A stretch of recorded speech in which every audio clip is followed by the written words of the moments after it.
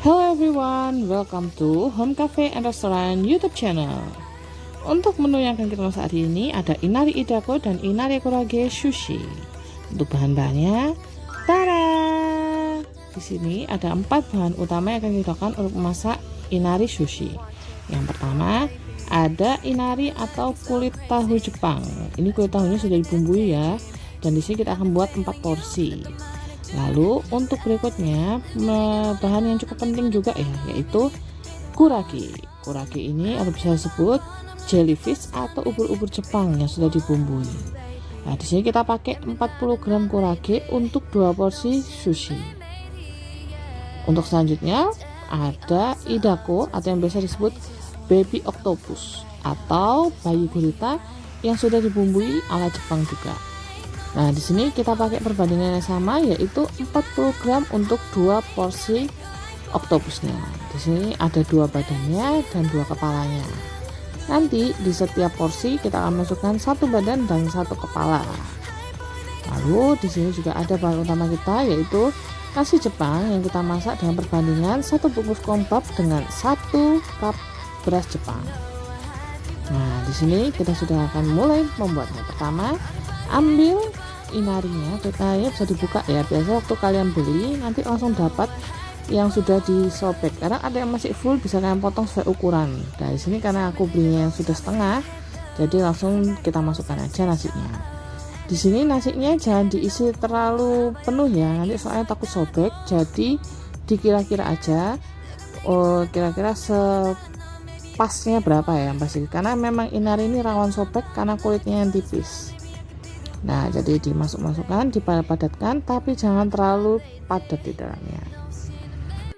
Juga harus dipastikan ya, kalau yang kalian isi itu jangan sampai melebihi inarinya. Cukup sisakan sedikit space kosong supaya inarinya tidak nanti terlalu penuh sehingga toppingnya tidak bisa diisi. Nah, jadi kira-kira sisakan space sedikit untuk dimasukkan toppingnya.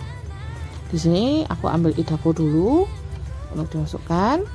Nah, ini ada badannya 1, kepalanya 1. Kalau mungkin kalian mau lebih juga bisa. Yang pasti disesuaikan aja sama keinginan kalian. Kalau aku sih merasa udah cukup ya, 1 porsi kepala sama 1 porsi badannya. Nah, ini jangan lupa juga kalian untuk ambil kuahnya atau bumbu basahnya ya.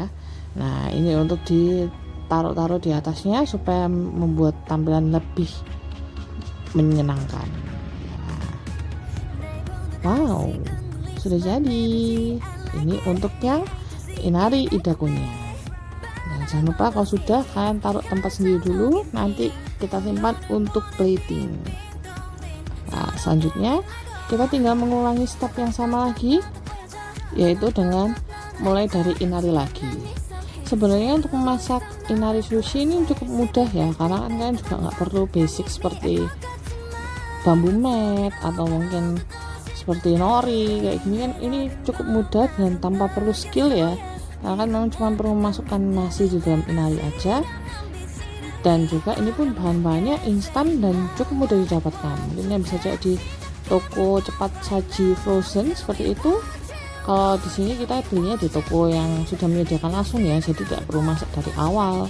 Dan persiapannya juga cepat, sekitar hanya paling lama mungkin 15 menit. Jadi bisa dijadikan menu ide atau mungkin pilihan untuk sarapan singkat, sarapan cepat kayak seperti itu. Menurutku juga lumayan. Ini sudah jadi lagi inarinya. Kita ambil idakonya dengan porsi yang sama.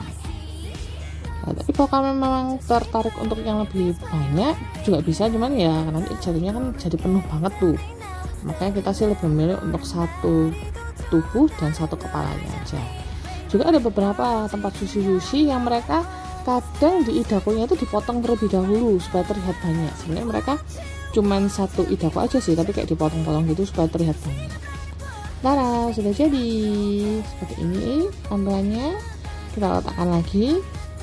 Nah, kita ulangi lagi step yang sama. Ini perkiraan untuk berasnya kan pakai 1 cup beras Jepang ditambah dengan 1 bungkus kongbab ya. Ini bisa jadi untuk 4 sushi. Nah, Ini kita masukkan lagi ulang. Sebenarnya gampang dan cepat sih. Jadi untuk ide mungkin anak kalian susah makan seperti itu, mungkin bisa jadi kode inspirasi dan juga ide-ide memasak buat ibu-ibu. Toh juga nggak perlu skill yang ahli juga. Kalau misalnya kan kayak menggulung sushi kan juga katanya ada triknya tuh. Nah ini tidak perlu sama sekali. Nah, tinggal dimasuk-masukkan aja. Untuk kali ini sekarang kita akan mengisi yang kurage atau jellyfishnya. Nah di sini tetap masih dimasuk-masukin, dikira-kira aja ya. Pokoknya yang pasti jangan sampai sobek dan juga padat. Supaya kenapa kalau padat? Supaya tidak mudah goyang. Nah ini kita akan ambil kuragenya. Nah tinggal disumpit-sumpit aja, kira-kira aja juga ya. Ini kan estimasi sekitar 20 gram per sushinya. Pastikan menutupi semua lapisan nasinya ya, supaya kelihatan lebih menyegarkan kayak gitu. Nah pelan-pelan diletakkan. Nah seperti ini. Wow, sudah tidak penuh kan sebenarnya.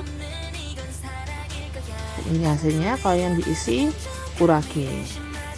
Lalu untuk yang terakhir stepnya sama, dibuka lagi dari awal.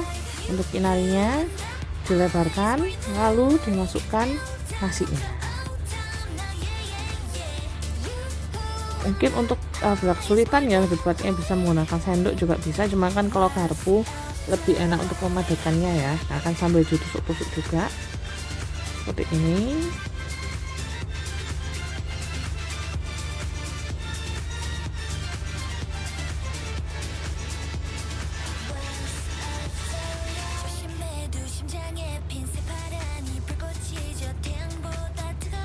Tetap dipadatkan ya.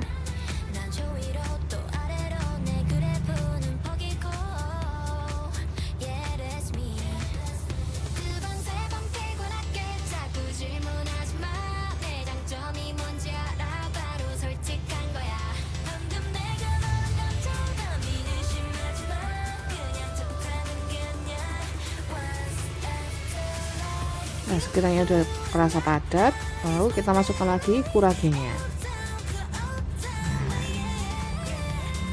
Masukkan perlahan-lahan. Dan mungkin kalau kalian nggak terbiasa pakai sumpit juga bisa pakai garpu, karena kuragenya ini cukup licin ya. Pelan-pelan dan diratakan supaya menutupi semua permukaan nasinya.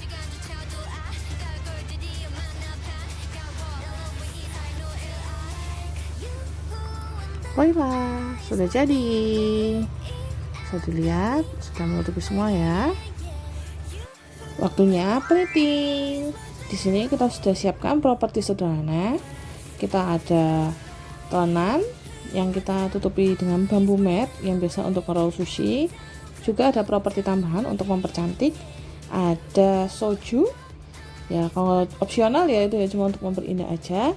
Di sini kita susun inarinya selang-seling dari idako, lalu ada kurage, idako, lalu kurage.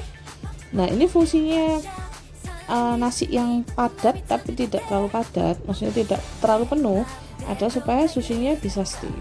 Nah disusunnya miring ya, supaya terlihat lebih estetik.